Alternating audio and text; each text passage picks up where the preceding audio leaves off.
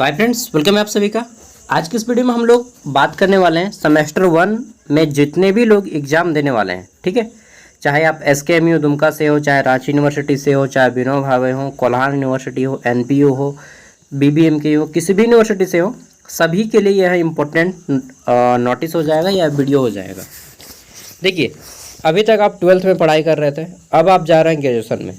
First time जब आप जाइएगा ना एग्ज़ाम देने, तो थोड़ा सा लगेगा कि क्या होगा, कैसा पेपर रहेगा, तो थोड़ा सा चीज़ें अलग होती हैं 12th से। इसमें जो है आपको सबसे पहले एक OMR पेपर फिल करने दिया जाता है ऊपर में, ठीक है। जब आपका एग्ज़ाम शुरू होगा तो उससे पहले आपका OMR पेपर में सारी चीज़ें फिल होती है। इसीलिए मैं इस वीडियो को बना रहा हूँ ताकि आपको सभी चीज़ें क्लियर हो सके, ठीक है। यह मैं सैंपल दिखा रहा हूँ रांची यूनिवर्सिटी का। देखिए, रांची यूनिवर्सिटी का OMR पेपर का सैंपल है, ठीक है। तो चाहे कोई भी पेपर हो, चाहे आपका सब्जेक्टिव पेपर हो चाहे ऑब्जेक्टिव, पहला पेज जो रहता है, ठीक है, ग्रेजुएशन में, वह आपको OMR से फिलअप करना होता है, ठीक है। लिखना भी है और OMR से फिलअप भी करना है सारी चीज़ें। तो क्या क्या रहती हैं चलिए देखते हैं, ठीक है। और इस वीडियो के माध्यम से आपकी सारी बातें क्लियर हो जाएंगी। तो रांची यूनिवर्सिटी, रांची, इसी से झारखंड के जितने भी यूनिवर्सिटीज़ हैं, सभी यूनिवर्सिटीज़ इसी यूनिवर्सिटी से बनी हैं, ठीक है। तो BA BCom BSc सभी के लिए इम्पोर्टेंट है। OMR सीट देखिए, यूज ब्लू और ब्लैक पेन ओनली। यहाँ पे बोला जाता है कि केवल काला या फिर नीला स्याही का प्रयोग करना है, या तो ब्लू पेन का या फिर ब्लैक पेन का, ठीक है।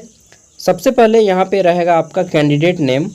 कैंडिडेट नेम में आपका नाम भरना है, अपना नाम कैपिटल लेटर में भरिएगा नाम, ठीक है, इंग्लिश में। फिर रहेगा डेट ऑफ एग्जामिनेशन, किस डेट में एग्ज़ाम होगा वो डेट डालना है। एंड आपको यहाँ पे फिर डेट में नीचे में OMR पेपर रहेगा इस तरह से, ठीक है। तो आपको OMR भी फिलअप करना है। उसके अलावा उसके यहाँ बाद आपका सब्जेक्ट का नाम रहेगा। तो सब्जेक्ट जो भी आपका रहेगा, जैसे history, political science, geography, economics, zoology, botany, geography, ठीक है, कॉमर्स, जो भी है आप यहाँ पे दे दीजिएगा, ठीक है। फिर आपका नीचे में साइन रहेगा, परीक्षार्थी का हस्ताक्षर, और फिर इन्विजिलेटर का हस्ताक्षर, यानी कि जो आपके एग्जामिनर में रहेंगे उनका हस्ताक्षर, ठीक है। तो दोनों का सिग्नेचर चाहिएगा। उसके बाद आपका आंसर शीट का नंबर रहेगा, जो आपको एक आंसर शीट मिलेगा 32 पेज का लगभग, ठीक है। उसी में ही रहेगा आंसर शीट का नंबर, ऊपर में लिखा रहता है, वो ऑटोमेटिकली लिखा रहता है, इसको फिलअप नहीं करना है, ठीक है।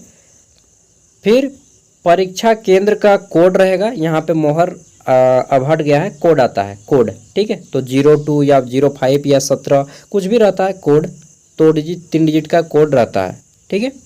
तो कोड रहता है और नीचे में OMR पेपर रहता है, उसको भी फिलअप करना होता है। जैसे यहाँ पे 17 लिखा है और नीचे में 1 2 3 4 5 से 0 से लेकर 10 तक रहेगा, तो आपको 1 और मान लीजिए 17 आपका कोड है। मेरा कोड था 17 जब मैं ग्रेजुएशन कर रहा था, तो मुझे याद है। तो मैं 1 को भरता था 0 के बाद और फिर 7 नंबर पे भरता था। इस तरह से आपको OMR फिलअप करना होगा, ठीक है। उसके बाद यहाँ पे देखिए, आपको कुछ इस तरह से भी रहेगा। रोल नंबर, सबसे पहले यहाँ पे आपको रोल नंबर लिखना भी है और नीचे में रोल नंबर भरना भी है, ठीक है। उसके बाद यहाँ पे आंसर बुकलेट सीरीज रहेगा, ठीक है। ये रह भी सकता है, नहीं भी रह सकता है, क्योंकि अगर ऑब्जेक्टिव फॉर्म रहेगा तो होगा और ऑब्जेक्टिव फॉर्म में नहीं होगा तो पेपर फिर ये आपका आंसर सेट ABC नहीं रहेगा, ठीक है।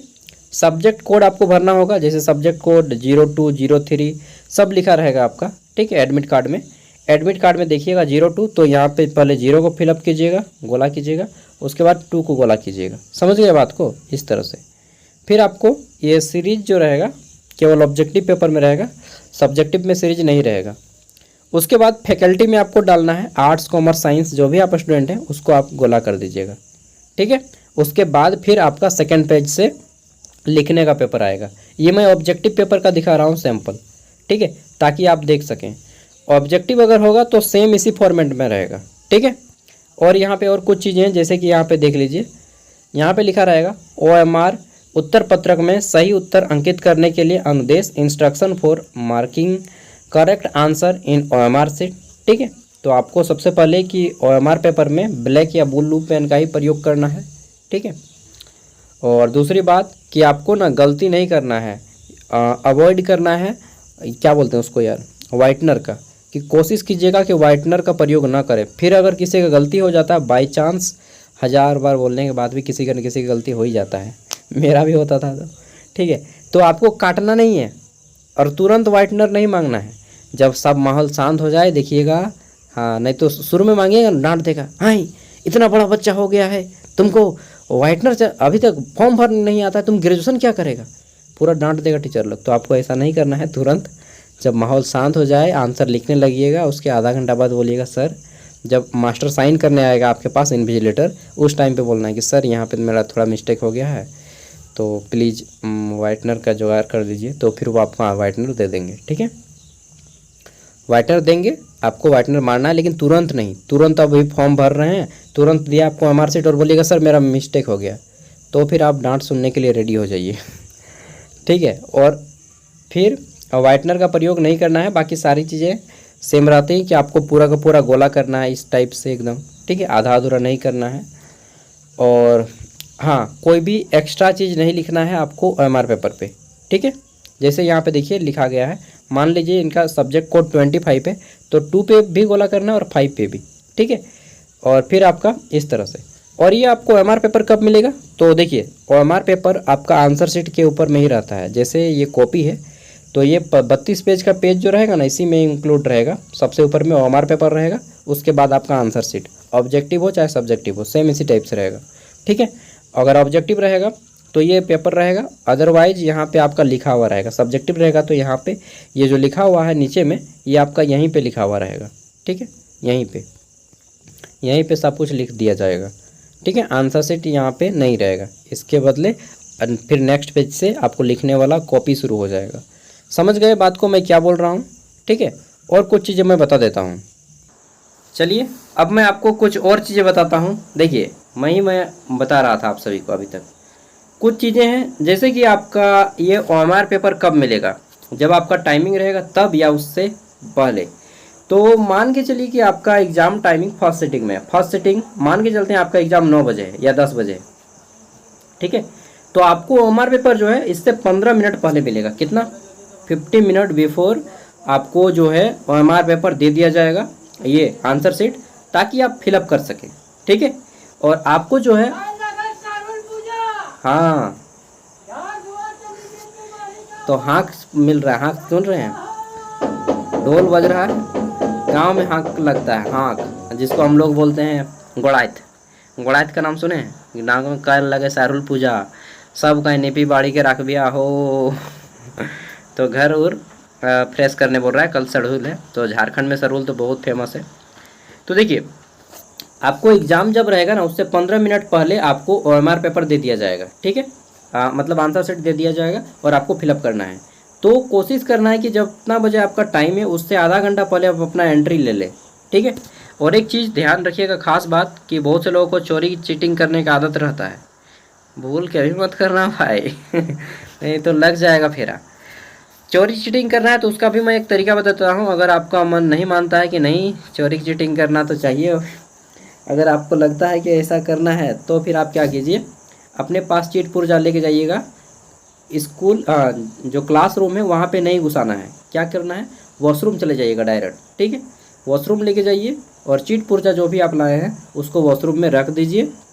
फिर 1 घंटा बाद जब आप निकलिएगा तो बोलिएगा सर, दिखा दीजिएगा कि मुझे जाना है। ठीक है, एंड आप फिर चले जाइए और वॉशरूम में ही उसको देखिए, मतलब रूम आपको एनी हाउ नहीं घुसाना है, वॉशरूम में ही देखिए, फिर उसको फेंक दीजिए और फिर आके अगर मैच कर रहा है तो पढ़ लीजिए 5 मिनट और फिर आके लिखना शुरू कर दीजिए। ठीक है, तो ये चीज़ आप कर सकते हैं कि अगर चीट पुर्जा लेके जा रहे हैं तो वॉशरूम में रख दीजिएगा और उसके बाद वॉशरूम में ही आके चेक कर लेना है 1 घंटा बाद में। ठीक है, रूम में एनी हाउ लेके नहीं जाना है, सच बता रहा हूँ, कोई बेरहम की तरह वहाँ पे आपको बाहर निकाल दिया जाएगा अगर आपसे चीट पुर्जा पाया जाएगा तो। ठीक है, फालतू में बेइज्जत हो जाइएगा लोगों के सामने।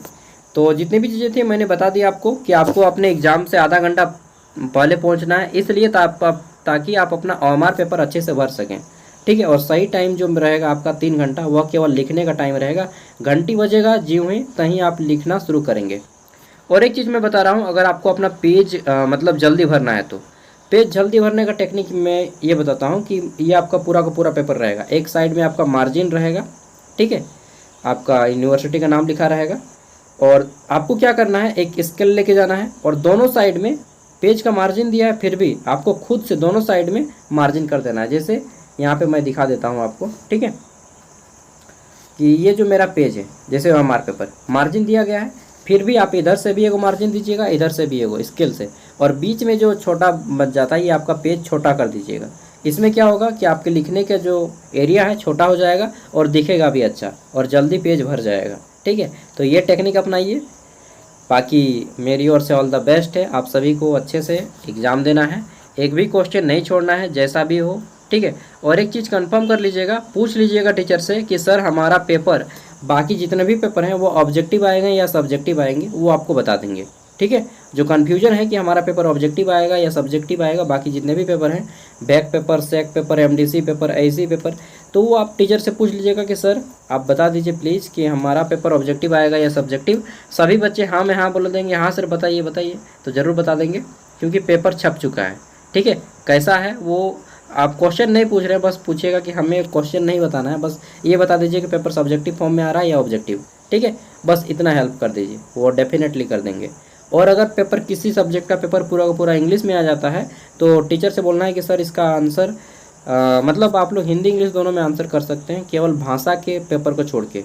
जो भाषा का पेपर है उसी भाषा में लिखना होगा, लैंग्वेज का पेपर उसी लैंग्वेज में लिखना होता है, बाकी सब आप जो है हिंदी इंग्लिश बाइलिंगुअल लिख सकते हैं, ठीक है।